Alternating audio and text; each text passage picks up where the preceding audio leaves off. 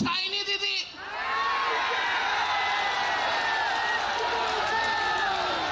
ও সাইনি দিদি, এত পপুলারিটি। আমাকে সেদিন মুর্শিদাবাদের একটা ছেলে বললো দাদা জানেন না, আরে আমাদের যুব সভাপতি আছে, বলে জানেন না দাদা, আমার নতুন গাড়িটা 8 মাস ধরে আমাদের সাইনি দিদি রেখে দিয়েছিল ইলেকশন প্রচারের জন্য।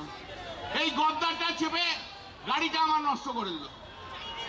তো দিদি, সাইনি দিদি, আপনি তো বড় ফিল্ম স্টার, আপনাকে দেখার জন্য তো পশ্চিমবাংলার মানুষদেরকে দাঁড়িয়ে থাকে, এত বড় স্টার। কোথায় গেলেন দেখতে তো পাচ্ছি না। বারুইপুর গিয়েছিলেন, কথা শুনে চলে এসছেন, তাই তো? ঠিক কিনা? আর দিদি আমার রচনা দিদি, আহা, अरे दीदी नंबर नहीं है, ये ऐसा दीदी कभी नहीं मिला। दीदी तुम्हारा मुर्दाबाद। दलाल दलाल सब गद्दार, একটা লোক আসেনি। ওরে রীতিব্রত, তোকে এই জায়গা থেকে আমি চ্যালেঞ্জ দিলাম, বল কোন দিন উলুবেড়িয়া যাবি, আমি সেদিন যাব, দেখি তোর কেমন হিম্মত আছে। দেখি দেখি তোর বাবা শুভেন্দু অধিকারী কতগুলো পুলিশ নিয়ে, কতগুলো কর্মী নিয়ে ওই হাওড়া জেলার উলুবেড়িয়ায় যেতে পারে, আমি দেখব। ওরে অরূপ রায়, তোকে আমি চ্যালেঞ্জ দিলাম, বল কবে কোন দিন হাওড়া জেলার কোন প্রান্তে তুই মিটিং করতে পারিস, আমি দেখতে চাই।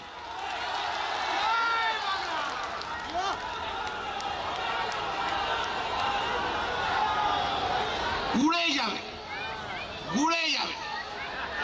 এই যে 20 জন এমপি গেছে না, আজ 1.5 মাস 2 মাস হয়ে গেল, একটা কর্মীর সঙ্গে মিট করতে পারছে না, একটা কোনো জায়গায় যেতে পারছে না। দেখছে, এই এই চল চল, পুলিশকে বলো সরো, আমাদের চলো চলো, বসে একদম চলো চলো, ওই ওই ছেলেটাকে চালাও তো। তো একটা জায়গায় বেরোতে পারছে না, এই যে 20 জন এমপি কোথাও বেরোতে পারছে না। আর দিদি আমার সাইনি দিদি,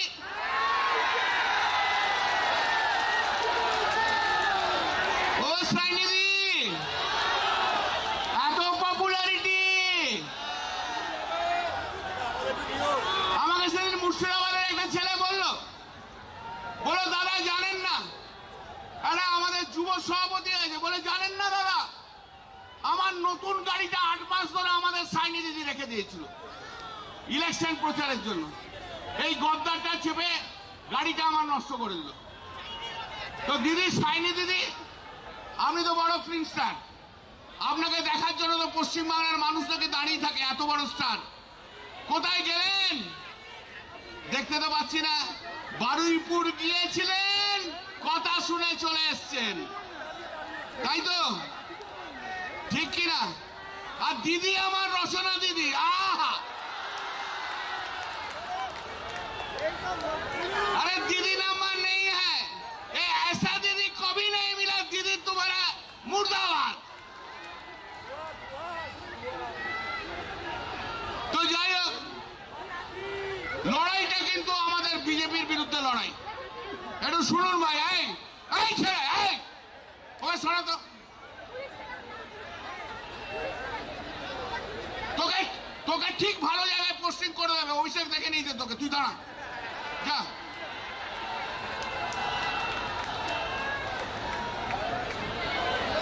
তো আমাদের টার্গেটটা কোথায়?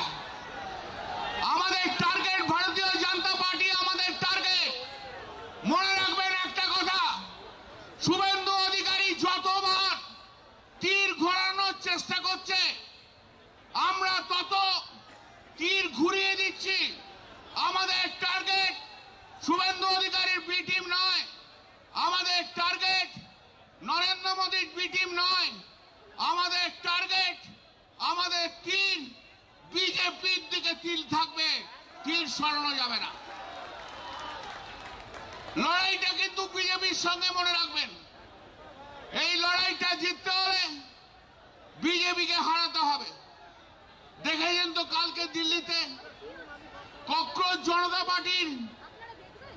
এমন আন্দোলন করেছে প্রধানমন্ত্রী নরেন্দ্র মোদী 2 ঘন্টা ধরে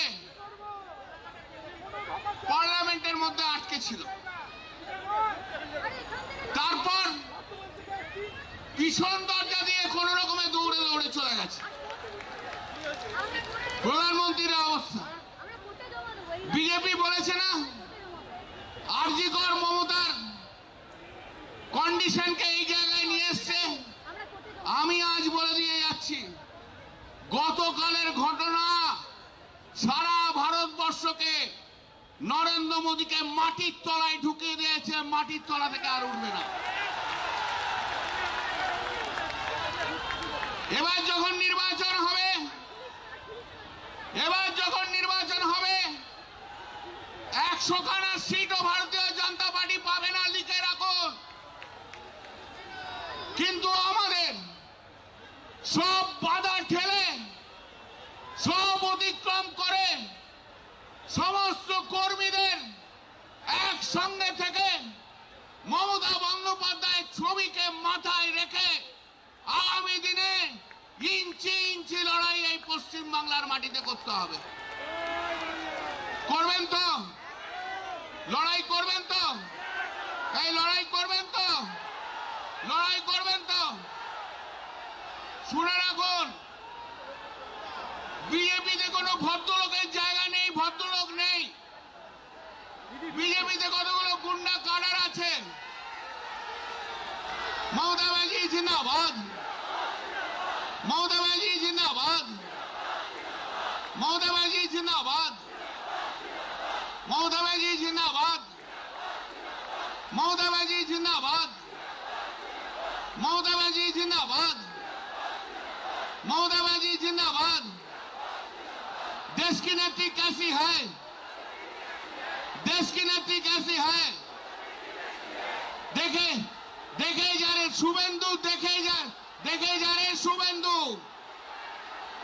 देखे जा रहे शुभेंदु, देखे जा रहे शुभेंदु, देखे जा रहे शुभेंदु, देखे जा रहे शुभेंदु, देखे जा रहे बालिश सेना, देखे जा रहे गद्दार सुदीप, देखे जा रहे गद्दार सुदीप, देखे जा रहे गद्दार सुदीप, देखे जा रहे बुढ़ो भाम सुदीप बंदोपाध्याय।